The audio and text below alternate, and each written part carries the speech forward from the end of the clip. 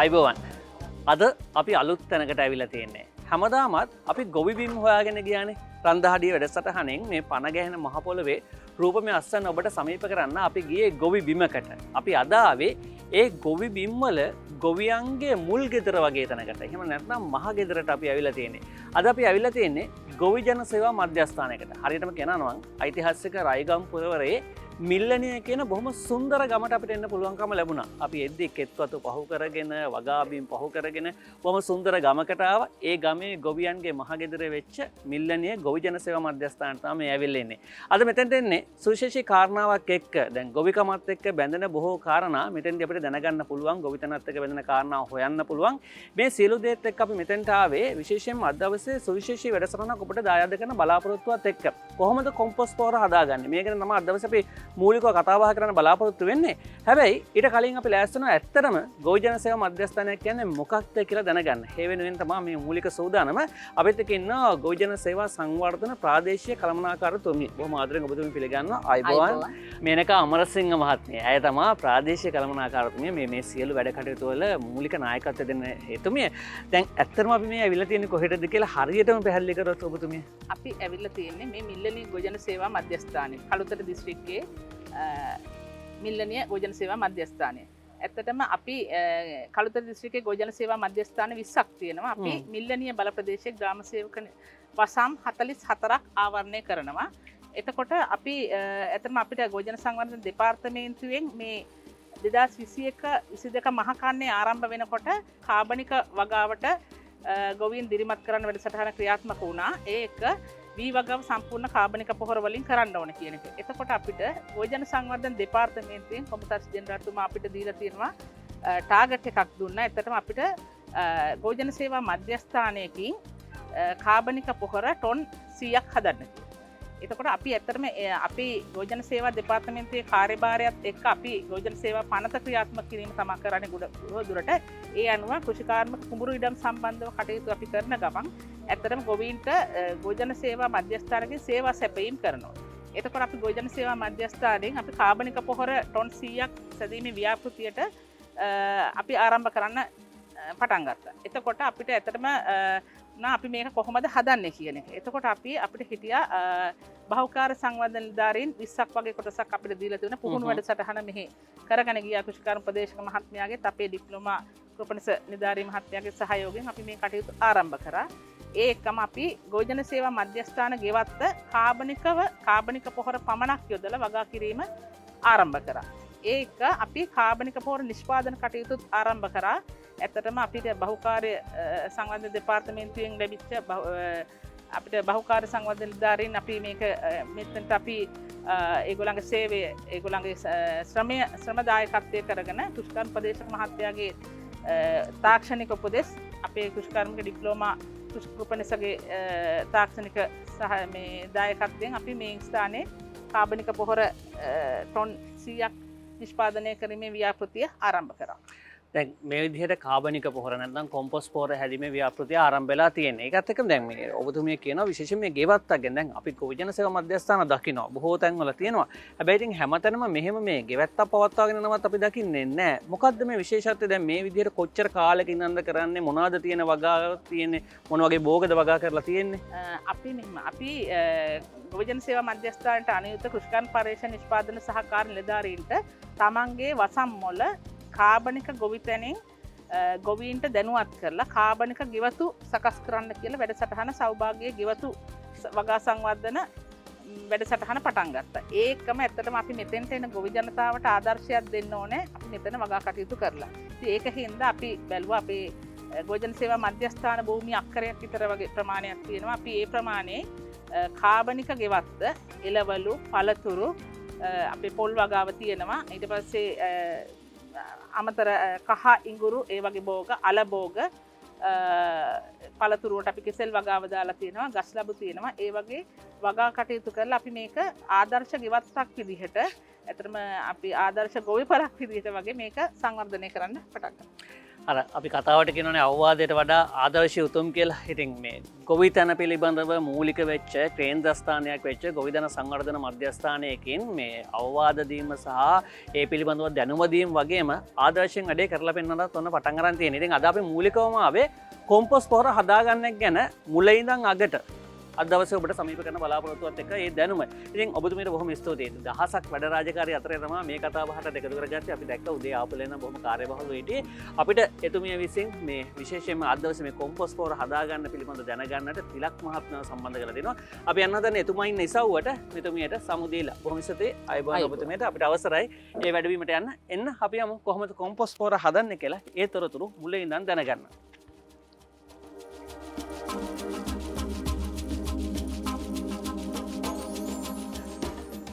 අද අපි ආවේ මිල්ලනියට්නේ.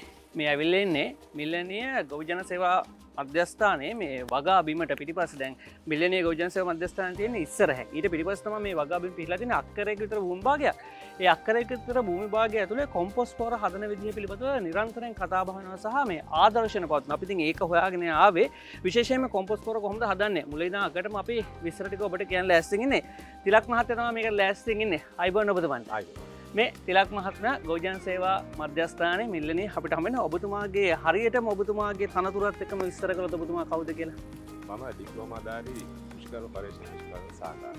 ඩිප්ලෝමාධාරී කෘෂිකර්ම පරීක්ෂණ නිෂ්පාදන සහකාර තිලක් මහත්මයා තමයි ඔන්න අපිත් එක්ක දවසේ එකතු වෙන්නේ. දැන් මේ වැඩේ යන අතරේ තමයි අපි ඇවිල්ලා තියෙන්නේ. කොම්පොස්ට් පොහොර හදාගෙන යනවා. මේ හදන්න අවශ්‍ය මූලික කටයුතු ටික කරලා තියෙනවා. දැන් මේ දවස්වල වැඩිපුර කතා බහ කරන දෙයක් නේ කාබනික පොහොර කොම්පොස්ට් පොහොර ගැන. දැන් අපේ ගොවි කෙනකම ගැන කතා කරද්දී අපි අතීතයේ මේ කොම්පොස්ට් පොහොරත් එක්ක තමයි අපේ ගොවිතැන උනා කියලා අහලා තියෙන්නේ. ඉතින් අපිට මූලිකව හදවසේ දැනගන්න ඕනේ ඔබතුමාගෙන් අග ඉඳන් මුලටම කොහොමද කොම්පොස්ට් පොහොර හදාගන්නේ වගා බිමකට එනකම් කියන කාරණේ අපිට කියලා දෙන්න පුළුවන්? පුළුවන්. අපි යමු. එතුමගෙන් කොහොමද කොම්පොස්ට් පොහොර හදන්නේ කියලා අපිට මුලින් ඉඳන් විස්තරය කියන්නකෝ. සිල් දයන සුබ උදෑසනක්. ඔබතුමාලව ගොවිජන සේවා දෙපාර්තමේන්තුවෙන් මම සාදරයෙන් පිළිගන්නවා. ඇත්තටම අපි කාබනික පොහොර නිෂ්පාදනය අපි මිල්ලනි ගොවිජන සේවා මධ්‍යස්ථානයේ දිගින් දිගටම කරගෙන ආවා. අපිට කාබනික වගාවකදී අත්‍යවශ්‍යම දෙයක් වශයෙන් තමයි කාබනික පොහොර නිෂ්පාදනයේ අවශ්‍යතාවය තියෙන්නේ. ඒ නිසා දැන් අපි කාබනික පොහොර නිෂ්පාදනයේදී හැදීමේදී අපි අනිවාර්යයෙන්ම ගුණාත්මක කාබනික පොහොරක් නිෂ්පාදනය කර ගැනීම තමයි අපිට වැදගත්. අපි කාබනික පොහොර නිෂ්පාදනය කරනවා කියලා කාබනික පොහොරේ තියෙන ගුණාත්මය අඩු නම් අපිට අපි වගා කරන හැම භෝගයකටම ඒක බලපාන. මොකද අපි නයිට්‍රජන් ප්‍රතිශතය, ඒ වගේම ෆොස්ෆරස් ප්‍රතිශතය, ඊට පස්සේ පොටෑෂ් ප්‍රතිශතය, ඒ සියල්ල ගැන අපි අවධානය යොමු කරලා කරන්න ඕනේ. ඊට අමතරව මේ කාබනික පොහොර නිෂ්පාදනයේදී වල් ඇට එනවා. සුද්ධ ජීවීන් ඉන්නවා. අහිතකර සුද්ධ ජීවීන් හැදෙන්න පුළුවන්. එතකොට මේ සියල්ල අපි කාබනික පොහොර නිෂ්පාදනයේදී මග හැරගන්න ඕනේ. එතකොට ඒ සඳහා ක්‍රමවත් විධිමත් ක්‍රමයකට තාක්ෂණික ක්‍රමයකට නොකළොත් අපේ භෝග වගා කරන භූමියට වල්ලට සහ පලිබෝධ හානි සිද්ධ වෙන්න පුළුවන්. එහෙම වගාවට හානි සිද්ධ වෙනවා. දැන් එතකොට දැන් සාමාන්‍යයෙන් දැන් මේ අපි දකින යම්කිසි ප්‍රමාණයක් කරගෙන තියෙන ඔබතුමාලා යම්කිසි දැන් අපි මෙහෙම එනකොට මේ වගේ කොම්පොස්ට් හදපු ගොඩවල් විශාල ප්‍රමාණයක් අපි දැක්කා. මොකද්ද මේ පරිමාව? මොකද්ද මේ ප්‍රමාණය? අපි කොම්පොස්ට් එකක් හදනකොට අපි ගොඩක් හදන්න ඕනේ අපේ තියෙන අමුද්‍රව්‍ය ප්‍රමාණය හැටියට. එහෙම නැතුව අපිට හිතෙන තරම්ම දිගට හදාගෙන ගියොත් අපිට මුල් අධීරෙන් අධීරනේ දාන්න වෙන්නේ. එතකොට අර යම්කිසි කාලේ අපි මේක ගොඩ ගහලා සැලකියයුතු උෂ්ණත්ව පරාසයකට මේක ගන්න ඕනේ. එතකොට අපි නිසියාකාරව ගොඩ ගැහුවේ නැත්නම් අපිට ඒ උෂ්ණත්වය ලැබෙන්නේ නැහැ. එතකොට දැන් අපි දීර්ඝ කාලයක් තිස්සේ දිගට හදාලා ඒකට අවශ්‍ය ප්‍රමාණයට අපිට අමුද්‍රව්‍ය ප්‍රමාණය නැත්නම් අපිට වේලි කොළ ද්‍රව්‍ය ටික, තෙත කොළ මේ කොළ ටික, ගොම ටික, එහෙම නැත්නම් කුකුල් පොහොර ටික අවශ්‍ය ඒ ප්‍රමාණයට අවශ්‍ය ප්‍රමාණය නැත්නම් අපි දිගට හදලා තුනි ඝනකම අඩුවෙන් කොම්පොස්ට් වල හැදුවොත් අපි බලාපොරොත්තු වෙන උෂ්ණත්වයට අපේ කොම්පොස්ට් කොට ඉහළක් ගන්න බැරි වෙනවා. එතකොට වෙන්නේ වල් ඇට හා සුද්ධ ජීවි අපේ කොම්පොස්ට් එකේ අන්තර්ගත වෙනවා. ඒකට නියමිත පරිමාවක් තියෙනවා. ඒ පරිමාවට අනුව තමයි මේ වැඩ කටයුත්ත කරන්න ඕනේ. එහෙම නැත්නම් මේ කරන වැඩෙන් තේරුමක් නැහැ. අපි සරලම වචනෙට ගියොත්. ඒකට මේ අරගෙන තියෙන පරිමාව කොච්චරද? දැන් අපි මේ ටොන් එකක් විතර නිෂ්පාදනය කරන්න තමයි මේ බලාපොරොත්තු වෙන්නේ. ටොන් එකක පොහොර ප්‍රමාණය. එතකොට දැන් අපි මේකට ටොන් එකකට අපිට අවශ්‍ය වෙනවා වියලි කොළ ද්‍රව්‍ය කිලෝග්‍රෑම් 750ක්. තෙත කොළ ද්‍රව්‍ය තෙත අමු අතු කිලෝග්‍රෑම් 750ක්. සත්ව පොහොර කිලෝග්‍රෑම් 750. ඒකට ඊට අමතරව අපි ටොන් එකකට දානවා. අපි කොම්පෝස්ට් නිෂ්පාදනයේදී කොම්පෝස්ට් වල තියෙන ෆොස්ෆේට් අපි ගුණාත්මක ඉහළ දැමීම සඳහා රොක් ෆොස්ෆේට් භාවිත කරනවා. සාමාන්‍යයෙන් ටොන් එකකට අපි රොක් ෆොස්ෆේට් මේ තියෙන රොක් ෆොස්ෆේට් එප්පාවල රොක් ෆොස්ෆේට් කියන්නේ මේකට අපි ERP කියලා කියනවා. මේන් කිලෝ 50ක් අපි ටොන් එකක් නිෂ්පාදනය කොම්පෝස්ට් ටොන් එකක් නිෂ්පාදනයේදී භාවිත කරනවා. අපි කොම්පෝස්ට් ගොඩක් නිර්මාණය කිරීමේදී සැකසීමේදී අපි ස්ථානීය ගැන සැලකිලිමත් වෙන්න ඕනේ. ඒ කියන්නේ අපිට වර්ෂා ජලයෙන් යම්කිසි අපේ ගොඩ සෝදා යාමක් සිද්ධ වෙනවා නම් ඒ වගේ තැනක් භාවිත කරන්නේ නැහැ. වතුර රැඳී හිටින තැනක් වුණොත් අපි එතන භාවිත කරන්නේ නැහැ. අනිවාර්යයෙන්ම කොම්පෝස්ට් ගොඩ වටා අපි පොඩි අගලක් මේ හදලා ඒ වතුර රැඳින ඒවා බැහැලා යන්න කටයුතු සලස ගන්නවා. හුඟක් වෙලාවට සමතල පොළවක් තමයි අපි භාවිත කරන්නේ. හිරු එළිය සාමාන්‍ය අපි මේ පොල් වගාවක් යටතේ තමයි මේක කරන්නේ. සාමාන්‍ය මට්ටමේ හිරු එළිය තිබුණාම ඇති. එතකොට අපිට ඒ වගේ මූලික පදනමක් මත තමයි අපි සාමාන්‍යයෙන් අපි මේක හදාගන්නේ අපේ ටොන් එකකට අඩි 4යි අඩි 12ක් දිග අඩි 5ක් විතර අඩි 4මාරක් 5ක් විතර උසට මේක අපි ගොඩ ගහනවා. තට්ටු හදා ගන්නවා. මේකෙදි අපි මුලින්ම දැන් මේ මෙතන අඩි 4මාරක් විතර කොටුවක් මේ තියෙන්නේ. අඩි 4මාර විතර පළලයි. එතකොට මේකේ අපි අඩියටම දානවා වියලි කොළ. වියලි කොළ තට්ටුවක් තමයි දාන්නේ. ඊට පස්සේ මේක මතට අපි දානවා අපේ ගොම දිය කළා තට්ටුවක්. ඒතකොට මේ වියලි කොළ තට්ටුව දාගන්න ප්‍රමාණයක් තියෙනවා සාමාන්‍ය උසක් තියෙනවද? සාමාන්‍යයෙන් අපි අඟල් 8ක් 10ක් වගේ ප්‍රමාණයක් තමයි වියලි කොළ තට්ටුව අපි අඩියට දාන්නේ. මොකද වියලි කොළ තට්ටුව අඩියට දාන්නේ ඒකට උඩින් තමයි අපි ඊළඟට තෙත කොළ තට්ටුවක් දාන්නේ. එතකොට තෙත කොළ තට්ටුව දැම්මහම අර වියලි කොළ තට්ටුව වල වියලි ගතිය අපිට ජීර්ණයේදී අර තෙතමනේ ආරක්ෂා කරගෙන පවත්වා ගැනීමේ හැකියාවක් තියෙනවා. 4.12 නේද? අපේ මේ 4.12 4.12 විතර කොටුවකින් ටොන් 1ක පොහොර හදාගන්න. කාබනික පොහොර කොම්පෝස්ට් පොහොර හදාගන්න පුළුවන්කම තියෙනවා. දැන් මේ පාලනයට කියන්නේ දැන් අපි දැනගත්ත විදිහට වියලි කොළ තට්ටුව තමයි මේ අපි දකින්නේ ඒක නේද? මේ වියලි කොළ තට්ටුව යොදා ගැනීම තමයි අපි මේ දකින්නේ. එතනින් පස්සේ ගොම දියරය. ගොම දියරය දානවා. ඒ තට්ටුව අතරට අපි දානවා රොක් ෆොස්ෆේටුත් ඒ වගේම මුහුන් විදියට පරණ කොම්පෝස්ට් එකකින් ලබාගත්ත කොම්පෝස්ට් ප්‍රමාණයක් දානවා. අපි වර්ග මීටරයකට ග්‍රෑම් 30ක් 40ක් වගේ වැටෙන්න අපි විසුරුවා හරිනවා මුහුන් විදියට. ඒ මුහුන් විදියට අපි දාන්නේ සුද්ධ ජීවීන් අපේ මේ කොම්පෝස්ට් ගොඩට ආකරණය කිරීම. දැන් එතකොට දැන් අපි හිතමු ගෙදරක කෙනෙක් මේ දේ කරනවා කියලා. මෙතරම් විශාලට නැතුව කෙනෙක්ට ගෙදරේ කොම්පෝස්ට් ටිකක් හදා ගන්න ඕනේ. දැන් 4.12 ප්‍රමාණය වගේම ඊට අමතරව සම්මත මිනුම් තියෙනවද මෙන්න මේ ප්‍රමාණය? ඔව් සම්මතය කියන්නේ අපිට මේ පළලයි උසයි තමයි අපිට අවශ්‍ය හැමතිස්සෙම. ඒ කියන්නේ කොම්පෝස්ට් ගොඩේ උස හා පළල නියමිත ප්‍රමාණයෙන් තියාගෙන අවශ්‍ය තරම් දිගට ගන්න පුළුවන් අපේ තියෙන අමුද්‍රව්‍ය ප්‍රමාණය හැටියට. දැන් අපි අමුද්‍රව්‍ය ප්‍රමාණය අපි කිලෝග්‍රෑම් වලින් කිව්වට සාමාන්‍යයෙන් විල් බැරක් එකකට වියලි කොළ ද්‍රව්‍ය විල් බැරක් එකක් ගත්තොත් කිලෝ 3ක් 4ක් වගේ ප්‍රමාණය තමයි තියෙන්නේ. දැන් අමු කොළ එකක් ගත්තොත් කිලෝ 10කට කිට් වෙන්න තියෙනවා. දැන් විල් බැරක් එකකට ගොම ගත්තොත් එහෙම කිලෝ 20ක් 25ක් විතර තියෙනවා. ඒකෝට අපි දලාගයක් විදිහට තමයි අර ඒ විල් බැරක් වලින් වගේ අපි මිනුම් කටයුතු කරන්නේ. නැත්තම් මේවා කිරා මේකට යදීමක් කරන්නේ නැහැ. ඒක අත්දැකීමත් එක්ක කරන්නේ. ඔව් ගොවිකමත් එක්කද ඇඟේ තියෙන දෙයක් ඒක. ඉතින් අත්දැකීමත් එක්ක කරගෙන යන්න ඕනේ වැඩක්.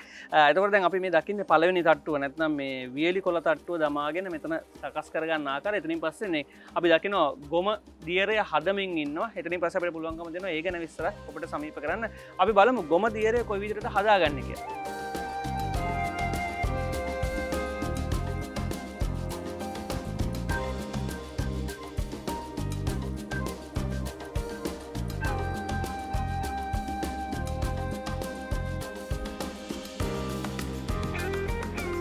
දැන් ඒ විදිහට වියලි කොළ තට්ටුව මේ විදිහට අවශ්‍ය පරිමාවට හදාගෙන ඊට පස්සේ මේ දැන් ගොම දියරයක හදාගෙන තියෙන්නේ. ඊට පස්සේ තියෙන එතනින් එහා මොකක්ද වෙන්නේ කියලා දැනගන්න. අපිට කියන්නකෝ තිලක් මොකක්ද වෙන්නේ එතෙන් එහා. අපි දැන් වියලි කොළ තට්ටුව අඟල් 8ක් 10ක් පමණ තට්ටුවක් මේකට දැන් අතුරලා තියෙනවා. දැන් මේකේ උඩ අපිට මේක වියලි නිසා අපි මේක තෙත කිරීමක් කරන්නත් ඕනේ. ඒ වගේම මේක උඩ සත්ව පොහොර අඟලක දෙකක විතර තට්ටුවක් යොදන්නත් ඕනේ. ඒකම මේ තට්ටුව මතට අපි රොක් ෆොස්ෆේට් විසුරුවා හැරීමත් කරන්න ඕනේ.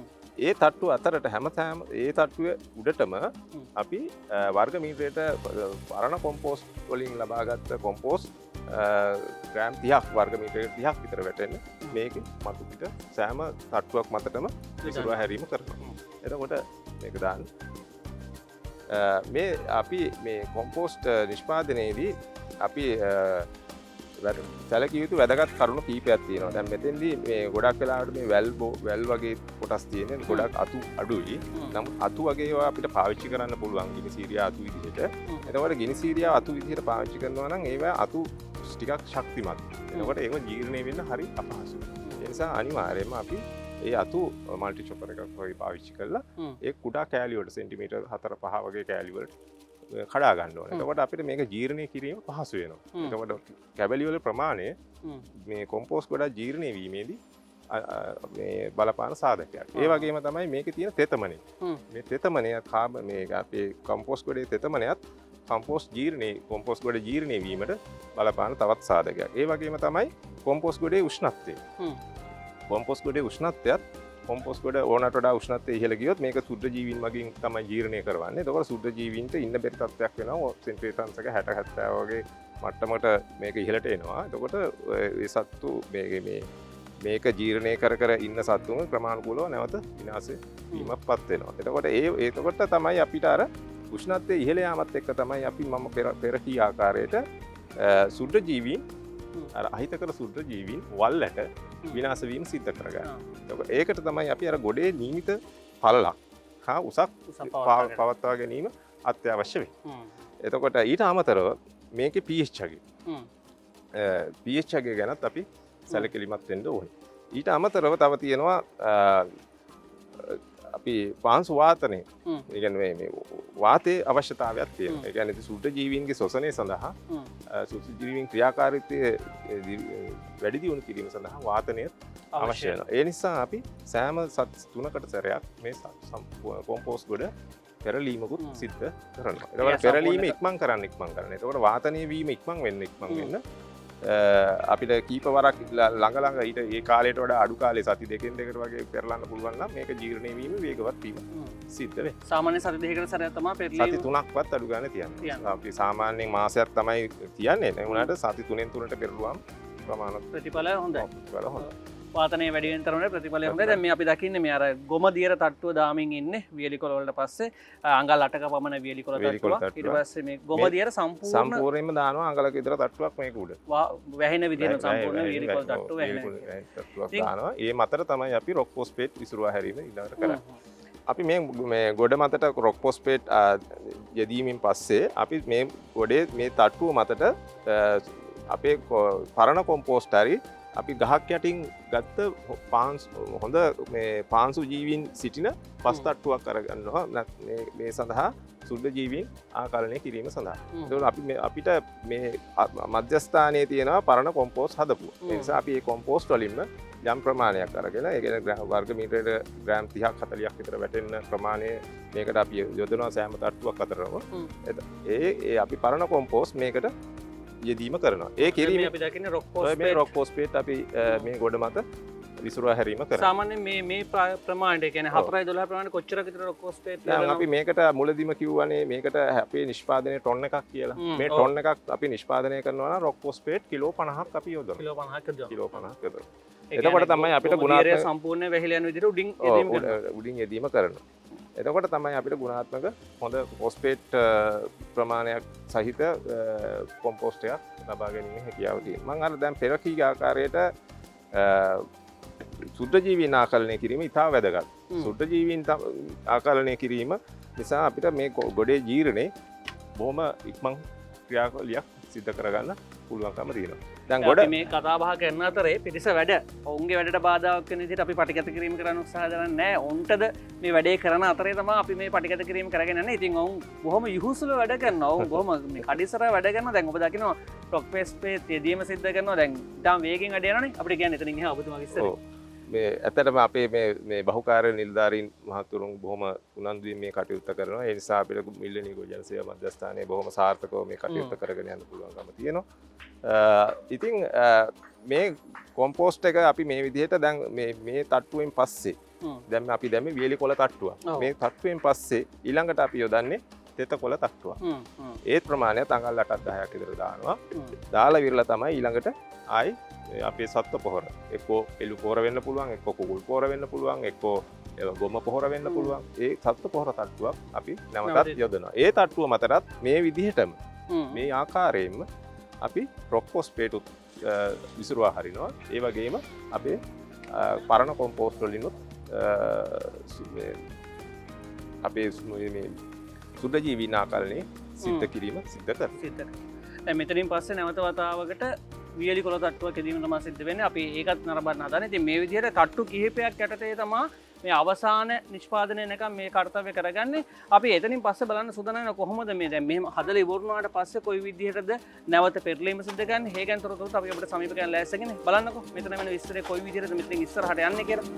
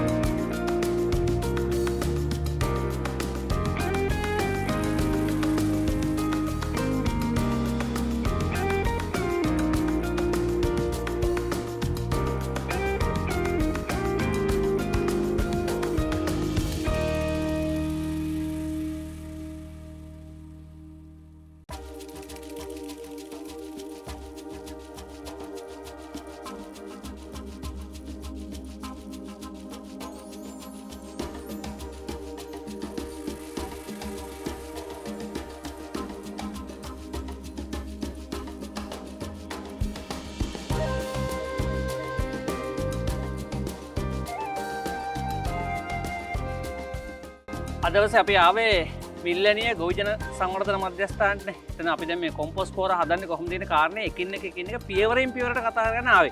ඒක අපි තට්ටු කිහිපයක් අර අපි කලින් කතා කරගත්ත විදිහට තට්ටු කිහිපයක් දාලා මේ මොහොතේ අපි දකින්නේ මේ ගොම ඇතරීම සිද්ධ කරනවා. ඇයි තිලක් මහත්තයා මේ විදිහට කරන්නේ මොකද්ද මේ සිද්ධ වෙන්නේ? ඔව් අපි මේ දැන් මේ සිද්ධ කරගෙන යන්නේ දෙවෙනි තට්ටුව මත ගොම ඇතිරීම. ඒකට මේ තට්ටුව මතටත් අපි පෙර පරිදිම හොඳට අඟලක දෙකක විතර ප්‍රමාණයේ ගොම තට්ටුවක් එලලා ඒ මතට නැවතත් රොක්ෆොස්ෆේට් විසිරුවා හැරීමත් සිදු කරනවා.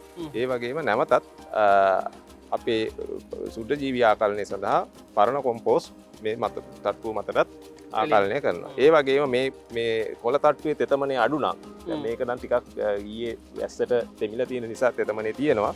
තෙතමනේ අඩු නම් අපි මේකට ජලය සම්පාදනයක් සිද්ධ කරනවා. ඒ කියන්නේ තට්ටුවෙන් තට්ටුව තෙත් කිරීමක් සිද්ධ කරනවා. ඒ වගේම අපි මේ කොම්පෝස්ට් ගොඩක් සෑදීමේදී පොඩ්ඩක් සැලකිලිමත් විය යුතු කරුණක් තියෙනවා.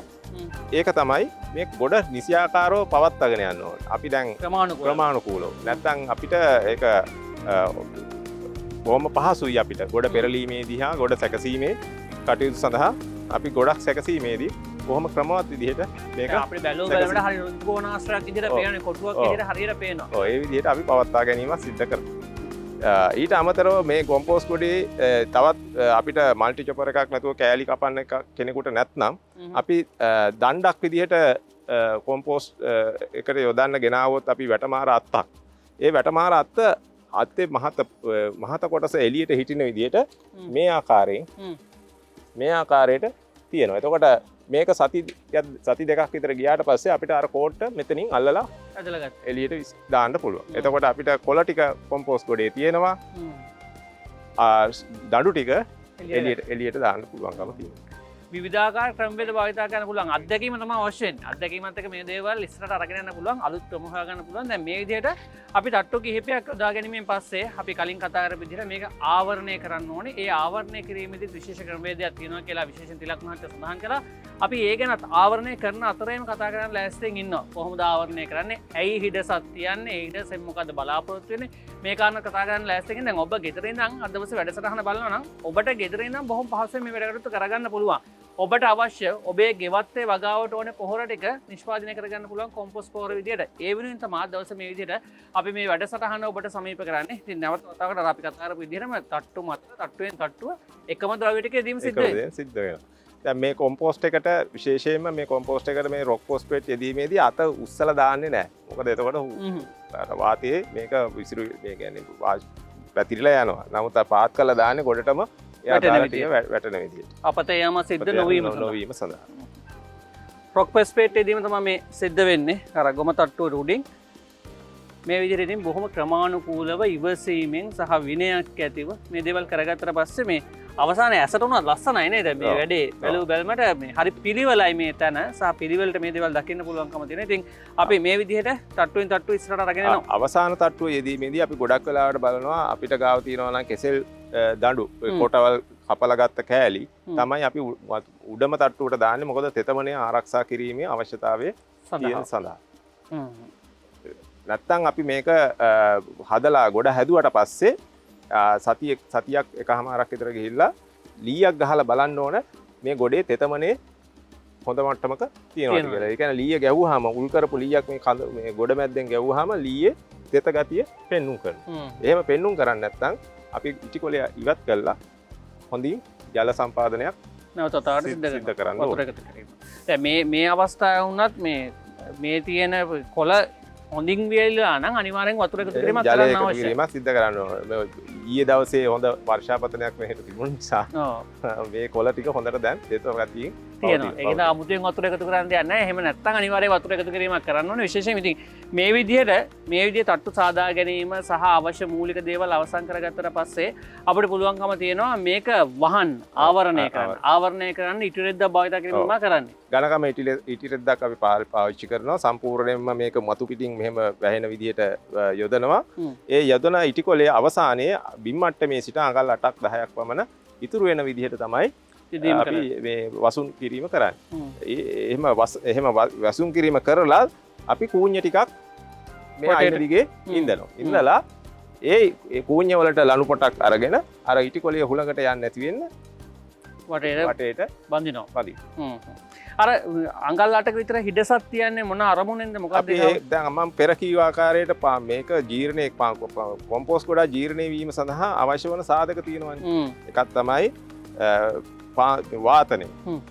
වාතනය අත්‍යවශ්‍ය එකක්. ඒ වගේම සුද්ධ ජීවි ආකලනයක් අපි කරලා තියෙනවා. එතකොට අපි පරණ කොම්පෝස්ට් යෙදීම නිසා මේ ගොඩට සුද්ධ ජීවීන් ආකලනයක් තියලා තියෙනවා. එතකොට ඒ සුද්ධ ජීවීන්ට හොඳට ඉක්මනින් ගහණය වැඩි කරගෙන මේක ජීර්ණය කරන්න හැකියාව තියෙනවා. ඒ වගේම තමයි මේකේ උෂ්ණත්වය. උෂ්ණත්වය ඉහළ ඕනට වඩා ඉහළ යන්න ගියොත් මොකද වෙන්නේ? ඒ සුද්ධ ජීවීන්ට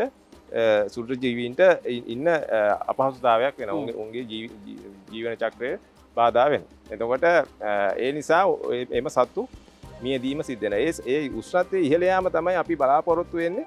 අපේ අර පෙර කී ආකාරයට අපිට අහිතකර සුද්ධ ජීවීන් ඉන්නවා භෝගවල. එතකොට ඒ සුද්ධ ජීවීනොත් ඒකම විනාශ වෙනවා. එතකොට උෂ්ණත්වය ඉහළ යාමත් එක්ක. ඒ වගේම මේ හැම අපි යොදන මේ ගිනි තන එහෙම තියෙනවා. මේ වල් යට තියෙනවා. එතකොට අපි මේ හදාගත්ත කොම්පෝස්ට් එක අපේ භෝග ශේෂ්ත්‍රයට ගිහින් දැම්මහම වල් යට තිබුණොත් ඒක පැලවෙන්න ඒ ටික පැලවෙනවා. එතකොට අපිට වෙන්නේ වල් වර්ධනය සඳහා අමතර වියදමක් කාලයක් වියදම් කරන්න වෙනවා. අපි බලාපොරොත්තු වෙන අස්සන්නත් අඩු වෙන්න හේතු වෙනවා. ඒකෙන් තමයි මේ කෙන කාරණාත් එක්ක මේ විදිහට අපි කොම්පෝස්ට් පොර හදා ගැනීම කරනවා. මූලික අඩිතාලම මේක. අපි එතනින් පස්සේ ලෑස්ති වෙනවා කොහොමද ආවරණය කරගන්නේ. සහ එතනින් පස්සේ දැන් අපිට පුළුවන්කම තියෙනව නේද මේ පළමු පෙරලීම කරන අවස්ථාව. සති 3න් පෙරලන අපි කරනවා. ඊට පස්සේ දෙවෙනි පෙරලීමත් නැවතත් සති 6කින් ඒ කියන්නේ ගොඩ හදලා සති 6කින් කරනවා. තුන්වෙනි පෙරලීම සති 9කින් කරනවා. අපිට ඒ දේවල් ටිකත් බලා ගන්න පුළුවන්කම තියෙනවා. අපි ලෑස්ති වෙන ඒ දේවලුත් බලන්න ඉස්සරහට යන්න මේක ආවරණය කරගත්තට පස්සේ පළමු වර පෙරලීම කරන්නේ කොහොමද? ඒක ජනුගමනය කරන්න ඕන ක්‍රම වේද මොනවාද? දෙවෙනි වර පෙරලීම කරන්න ඕනේ කොහොමද? සහ අවසානයේ මේ කොම්පෝස්ට් පොර යොදාන්නේ කොහොමද පැලයක් ඉඳන්නේ? අපි එතන නම් අද දවසේ කතා කරන්න ලෑස්තිගෙන බලාගෙන ඉන්න මේ ටික. ඒ අතර ඔබට පුළුවන්කම දෙනවා තව දැනුම ඔබේ ජීවිතයට එකතු කරගන්න ගොවිතැනට අවශ්‍යයි.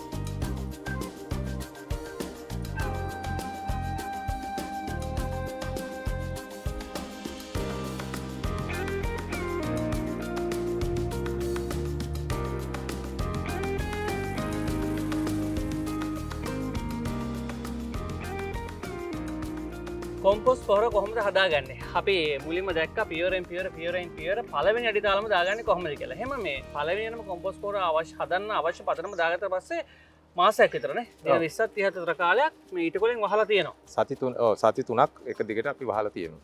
සති 3ක් වහලා ඊට පස්සේ පළවෙනි වර පෙරලීම සති 3ෙන් කරනවා.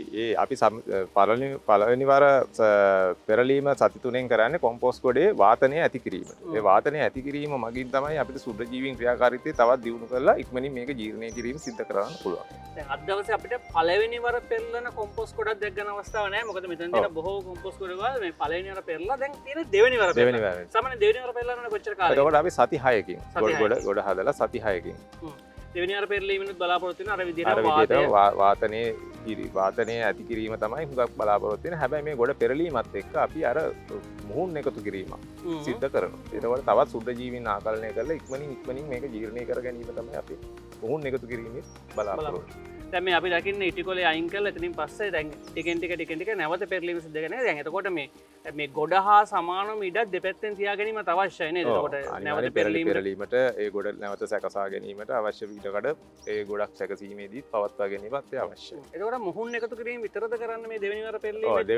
දෙවෙනි වර පෙරලීමේදී මුහුන් එකතු කිරීමත් කරනවා. ඒ වගේම ගොඩේ තෙතමනේ අඩුවීමක් තියෙනවා නම් අපි ජලය සම්පාදනය කිරීමකුත් සිද්ධ කරනවා. ජලයේ තෙතමනේ අඩුවීමත් අඩු වෙලා තිබුණොත් ඒත් සුද්ධ ජීවී ක්‍රියාකාරීත්වයේ අඩපණ වීමක් සිද්ධ වෙනවා. විශේෂයෙන්ම දැනගන්න කිය යුතු තව කාරණයක් තියෙනවා. මේ ගොඩක් හදනකොට කිසි විටකත් ගෙදර තියෙන අලු දාන්න එපා. ඒ කියන්නේ අලු දාන්න එපා කියන්නේ අලු දැම්මහම භාෂ්මික ගතිය ඇති වෙනවා. එතකොට මේ සුද්ධ ජීවී ක්‍රියාකාරීත්වයට ඒක අහිතකර තත්ත්වයක් වෙනවා. අලු දානවා නම් කොම්පෝස්ට් භෝගයට යෙදුවට පස්සේ අලු යෙදුවට කමක් නැහැ. ඒකට කොම්පෝස්ට් නිෂ්පාදනය වෙලා ඉවරයි.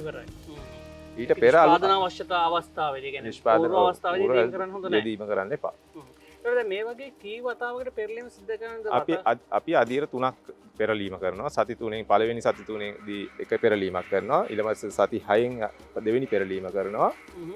සති 9ෙන් දෙවෙනි පෙරලීම කරනවා. මේ ගොඩ හදපු දින සිට තමයි මේ දිනමකමානු කිව්වේ. ඊට පස්සේ අපි ගොඩ තෙතමනේ වැඩි නම් ඊට පස්සේ ගොඩ තුනී කරනවා සාමාන්‍ය මට්ටමකට. ඒ මට්ටමකට තුනී කරලා වේලෙන්න අරිනවා. විත පවනේ වේලීමට ඇරලා තමයි අපි සැල් අඩියකින් හලලා ගෝණි කරලා අපේ ශේෂ්ත්‍රයට හරි වගාවේ අවශ්‍ය ගොවි මහත්තයෙකුට හරි ලබා දීම සිද්ධ කරන්නේ. සාමාන්‍යයෙන් දැන් මේ විදිහට ටොන් එකක ප්‍රමාණයක් හදාගත්තට පස්සේ ඒ දැන් ටොන් එකක ප්‍රමාණයම අපිට පුළුවන්කම තියෙන මේ හැලීමෙන් පස්සේ ලබා ගන්න පුළුවන්කම තියෙනවා. දැන් මේ හැලනකොට අපිට යම්කිසි ප්‍රමාණයක් ඉතිරි වෙනවා. ඒ ඉතිරි වෙන ටික අපි ආපහු කොම්පෝස්ට් හදපු ගොඩකටම යෙදීම සිද්ධ කරනවා. මේ විදිහට තමයි කොම්පෝස්ට් පොහොර හදාගන්න ක්‍රමවේදය. කෙමෙන් අපි පියවරෙන් පියවර ඔබට සමීප කරලා. දැන් අද දවසේ විශේෂයෙන්ම අපි මේ කොම්පෝස්ට් පොහොර හද දැන් අපි මේ ඉන්න භූමි භාගයේ හෙවණක් හොයන ටිකක් හරි අමාරුයි. ඒ අපි මේ හෙවණක් තියෙන තැනකට දැන් තමයි ආවිලා තින්නේ. කොම්පෝස්ට් පොහොර හදන තැන් වල දැන් මේ විදිහට අවුව කියන සාධකේ කොයි විදිහට කළමනාකරණය කරගන්න ඕනේ? ඔව් අපිට අවුව ගැටලුවක් නෑ එහෙමට. නමුත් මේ පොල් වගාව තියෙන නිසා මේ දැන් දාව මධ්‍යහන වෙලාව නිසා තමයි අපිට පොඩ්ඩක් මේක තදින් දැනෙන්නේ. නමුත් සාමාන්‍යයෙන් උදේ වරුවට හවසට මේකේ ලොකු අවුව රශ්මී තද බල ගතියක් භූමියේ රැඳෙන්නේ. සාමාන්‍යයෙන් වතුර අඩු වුණොත් ඒ කියන්නේ අපි සැරෙන් සැරේට මේ ඉටිකොලේ ඉවත් කරලා බැලීමක් කරනවද? තෙතමනේ තියෙනවද? තෙතමනේ අඩු නම් මොකද කරන්නේ? අනිවාර්යයෙන්ම අපි මේ කොම්පෝස්ට් ගොඩේ තෙතමනේ පරීක්ෂා කරන්න ඕන දවස් 4-5කට සැරයක්. එතකොට අපි ඒක කරන්නේ උල් කරපු ලීයක් අරගෙන කොම්පෝස්ට් ගොඩ මැද්දෙන් අනිනවා. එන්නාම ඒ අනපු ලීයේ දිගට තෙත ගතිය සටහන් වෙලා තියෙනවා නම් අපි ඒකේ නිර්ණායකයක් විදිහට ගන්නවා කොම්පෝස්ට් ගොඩේ තෙතමනේ ප්‍රමාණවත් මට්ටමේ පවතිනවා.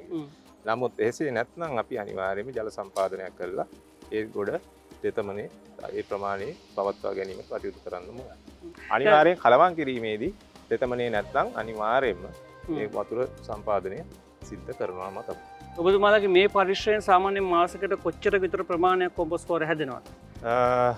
දැනට අපි ආරම්භයේ ඉඳන්ම දැන් තාම අපිට ප්‍රොඩක්ෂන් එක විදිහට ලොකුවට ඉෂු කිරීමක් කළේ නැහැ. මොකද තාම අපි හදාලා තියෙන කොම්පෝස්ට් ටොන් 45ක් ඔය ප්‍රමාණය ගල වශයෙන් 45කට 45ක් පමණම විතර දෙන්න පුළුවන් හැකියාවක් අපිට මේ වෙනකොට මේ මධ්‍යස්ථානයේ අපි හදලා තියෙනවා. දැන් අපි නිවසේ ඉඳන් මේ වැඩසටහන බලනගෙනට අවශ්‍ය වුණොත් කොම්පෝස්ට් පොර හදාගන්න අවශ්‍ය මූලිකම කාරණා ටික සම්පූර්ණ කරන්න මූලිකම කාරණා ටික මොනවාද?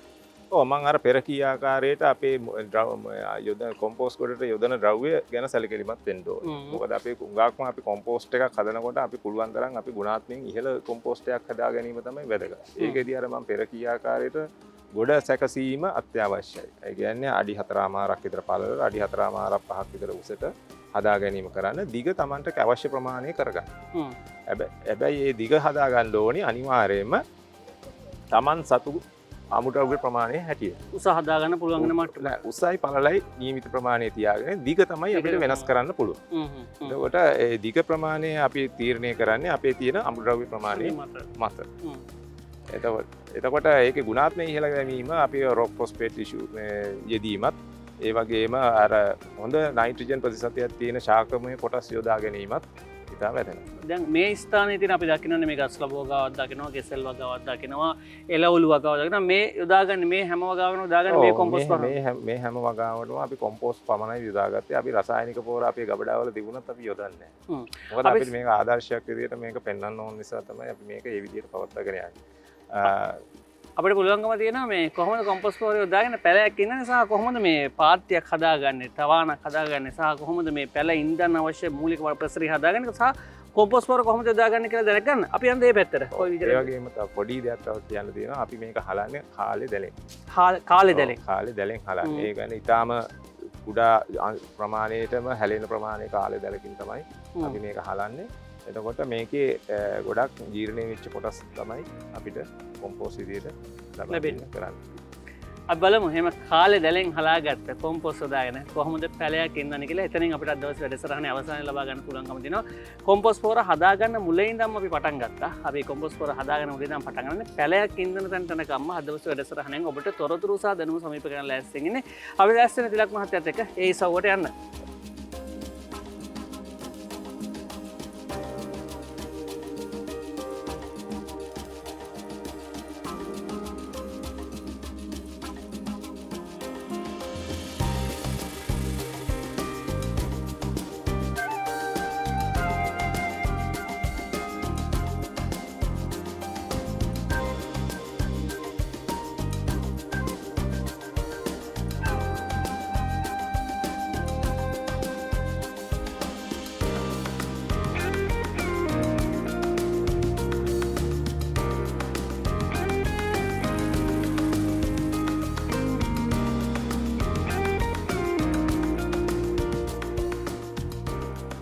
කොම්පෝස්ට් පොර හදන්න ඇවිල්ලා දැන් මේ බැහැලා ඉන්නේ කුට්ටි කානුවකට. කුට්ටි කානුවකට බැහැගෙන මේ මොකද්ද කරන්න හදන්නේ? කොම්පෝස්ට් පොර හදාගත්තට පස්සේ ඒ පොහොර යොදාගෙන කොහොමද පාත්‍ය සකස් කරගන්නේ? කොහොමද පැලයක් ඉන්නන මට්ටමට බිම් සලස්ම කරගන්නේ? අපි ඒ ගැන කතා කරන්න ලෑස්ති වෙන්නේ. අපිට විස්තර කියන්න. මොකද්ද මේ සිද්ධ වෙන්නේ? මොකද්ද මේ කරලා තියෙන්නේ? මොනවද මේ ඉන්නන් ලෑස්ති කරලා තියෙන්නේ?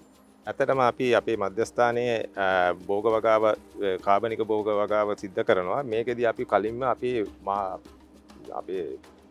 භූමියේ සෝදා පාළුව ගැන දැඩි සැලකිල්ලක් දක්වලා තියෙනවා. මොකද අපි මේ භූමිය මද බෑවුමක් තියෙනවා මේ පැත්තට.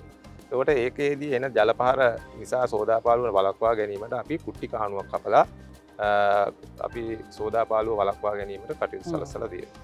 එතකොට දැන් අපි වගාවක් කිරීමේදී ඇත්තටම අපි පස ගැන සැලකිලිමත් විය යුතුම කාරණයක්. ඒ කියන්නේ පසේ වයනේ ගැන අපි අවබෝධයක් තියෙනවා. ඒ වගේම පසේ අපි යම්කිසි pH එකේ පිළිබඳ යම්කිසි අවබෝධයක් තියෙන්න ඕනේ. ඒ වගේම පසේ යම්කිසි රෝගාබාධ තියෙනවද කියලා අපි දැන් අපි හිතමුකෝ මේකේ මේ භූමියේ නෙමටෝඩා හානියක් තියෙනවා ඇත්තටම. නමුත් ඒක පාලනය කරගන්න නම් අපිට කුකුල් පොර වගේ දෙයක් තමයි අපිට පාවිච්චි කරන්න වෙන්නේ. නමුත් අපිට රසායනිකව කරන්න ගියොත් විශාල වියදමක් හා ලොකු කර්තව්‍යයක් මේකට සිද්ධ කරන්න වෙනවා. ඒ වගේ දෙයක් පාලනය කරගන්න. ඉතින් අපි මේකෙදී විශේෂයෙන්ම කාබනික පොර වගාවේදී අපි අපේ නිෂ්පාදනය කරන කාබනික පොර තමයි අපි පාත්ති වලට යෙදීම සිද්ධ කරන්නේ. අපිට තියෙන පස වැලි ලෝම වැලි මැටි සහිත පසක් මේක තියෙන්නේ. එතකොට අපි මේක ලෝම ගතියක් ඇති කර ගැනීමට කාබනික ද්‍රව්‍ය වශයෙන් අපි කොම්පෝස්ට් ආදේශ කිරීම බහුලව සිද්ධ කරනවා. මෙතෙන්දී අපි මේ පාත්තිය අපි හදලා තියෙන්නේ නැගෙනහිර බටහිර දිශාව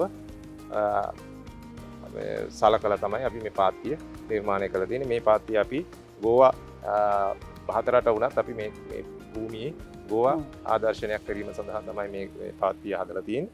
මේකේ අපි මීටර් භාගයෙන් භාගයට වලවල් සකසීම සිද්ධ කරලා තියෙන්නේ. මේ හැම වලකටම අපි කොම්පෝස්ට් සාමාන්‍ය කිලෝ 5ක් විතර වෙන්න යෙදීම කළා පස් එක්ක මිශ්‍ර කරලා තියෙන්නේ මේක. දැන් අපි හෙට හෝ ලබන හෙට දිනේ මේ භූමියේ ගෝවා පැල ස්ථාපනය කිරීමට මේ භූමිය සකස් කරලා දැනට තියෙනවා. දැන් මේ විදිහටම අපිට පාත්ති කිහිපයක් දැක් ගන්න පුළුවන්කම තියෙනවා. ගෝවා විතරක් නෙමෙයි ඉස්සරහට තව පාත්ති වල ගමන් කරන්න. ඉතින් මේ විශේෂයෙන්ම මේ ස්ථානයේ ආදර්ශයක් සපයා ගන්න පුළුවන් ස්ථානයක්. කොම්පෝස්ට් පොර හැදීම, එතනින් පස්සේ එකින් වගා කටයුතු කිරීම මේ කියන කාරණා තමයි අද දවසේ අපි ඔබට සමීප කරන්න උත්සාහ කළේ. ඉතින් අපේ දවසේ වැඩසටහන අවසන් කරන්න සාරාංශගත කරමින් මේ වැඩසටහනත් එක්ක ඔබතුමාට අවසාන වශයෙන් අදහස් දැක්වීමක් කරන්න අපි අවස්ථාව දෙනවා. මොකද හිතන්නේ කොම්පෝස්ට් පොර දිගටම අපේ රටේ තියෙන්න ඕනේද සහ කොහොමද මේක කරගෙන යන්න ඕනේ? අපි දෙන්න තියෙන මොකක් ඔබට සාරාංශගත කරත හැකි කතාව. ඇත්තටම රටේ සියලුම දෙනා කාබනික වගාවකට යෑමෙන් අපිට වසවිසෙන් තොර ආහාරයක් රටේ ජනතාවට ලබා දීමට හැකියාව ලැබුණොත් ඒක අපි කරන මහා පින්කමක් විදිහට හැකියාව වුණත් අපි ඒකෙන් අපි තෘප්තියක් ලබනවා. ඒ නිසා අනිත් අයගෙනුත් ඉල්ලා සිටිනවා මේ වගාවට උපරිම දායකත්වය දක්වලා මේ කාබනික වගාවට සියලුම ගොවීම යොමු කර ගැනීමට හැකි උපරිම ශක්තිය ධෛර්යය යොමු කිරීම දායක වන්නේ කියලා. ඉතින් අපි අද දවසට මේ විදිහට රන්දහඩිය වැඩසටහනින් සමගන් ලෑස්ති වෙන්නේ. අපි ගොවියන්ගේ මහගෙදරට ආවේ. අපි ආවේ ගොවි ජන සේවා මධ්‍යස්ථානයේ මිල්ලනියේ. අපිට විශේෂයෙන්ම අද දවසේ කොම්පෝස්ට් පොර හදන දේ පිළිබඳව මූලික දැනුම අපිට ලබා දෙලා එතනින් එහාට මේ අවශ්‍ය සියලුම තොරතුරු අපිට සම්පාදනය කළේ තිලක් මහත්මයා, ඩිප්ලෝමාධාරී කුෂික කර්ම පරීක්ෂණ සංවර්ධන නිලධාරීතුමා. අපි උතුමන බොහොම ස්තුතිවන්ත වෙනවා අද දවසේ අපිත් එක්ක මේ ගත කරපු කාලයට. සුළු විනාඩියක්. ඒ වගේම මේ මධ්‍යස්ථාන භාරව ඉන්න අපේ ප්‍රාදේශීය නිලධාරී අමරසිංහ මහත්මියටත් විශේෂයෙන් ස්තුතිවන්ත වෙන්න ඕන. මේ කටයුතු සඳහා විශේෂයෙන්ම ලොකු සහායක් දක්වනවා. එතුමිය මේ හැම කටයුත්තකටම සොයා බැලීමක් අපිට සියලු දේවල් සම්බන්ධව. ඔවුන් සියලු දෙනාත් අපි සිහිපත් කරමින් අද දවසේ වැඩසටහනෙන් මේ විදිහට සමුගන්න ලෑස්ති වෙන රන්දහඩිය වැඩසටහනෙන් අපි යලිත් දවසකදී ඔබ මුණ ගැසෙනවා ගොවි බිමක ඉඳලා. ගොවි බිමක සැබෑම අරුත්බර වැඩසටහනක් එක්ක නැවත හමු වෙන බලාපොරොත්තු ඇතුව අද දවසට අපි මේ වැඩසටහනේ සමුගන්නවා. ඔබට සුබ දවසක් ප්‍රාර්ථනා කරමි.